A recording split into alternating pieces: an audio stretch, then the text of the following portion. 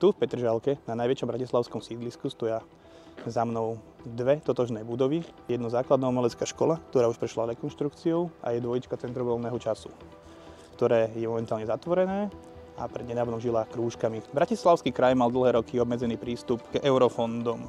Mesto sa preto muselo spoliehať na menšie granty alebo fondy. Tempo obnovy bolo preto pomalšie. Táto umelecká škola je jednou z budov, ktoré sa podarilo opraviť vďaka norským fondom. No išlo len o čiastočnú rekonštrukciu, zateplenie, výmenu okien a nové osvetlenie. Celkovo v Bratislave chýbajú na obnovy budov stovky miliónov eur.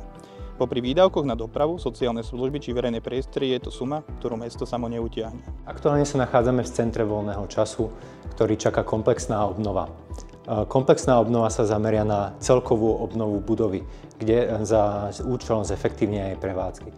Budeme inštalovať rekuperáciu, moderné technológie na kúrenie, takže budeme využívať podlahové vykurovanie a meranie a reguláciu tak, aby učiteľky sa mohli počas svojho času venovať deťom, nie nastavovaniu kúrenia, teploty a podobne.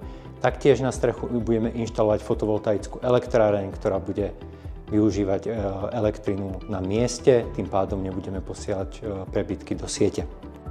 Komplexná rekonštrukcia, ktorá bude zahŕňať aj zateplenie tejto budovy, výmenu okien a taktiež aj vonkajšie žalúzie, bude stať približne 2 milióny eur z DPH, čo činí približne 1400 eur na meter štvorcový tejto dvojpodlažnej budovy. Centrum voľného času bude rekonštruované z eurofondov, avšak jeho alokácia nám nepokrie všetky náklady na rekonštrukciu budov, ktoré vlastní magistrát.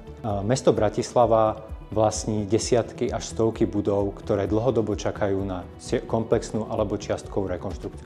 Bavíme sa o základných umeleckých školách, centrách voľného času, športoviskách, kultúrnych budovách, ale aj taktiež o našich administratívnych budovách.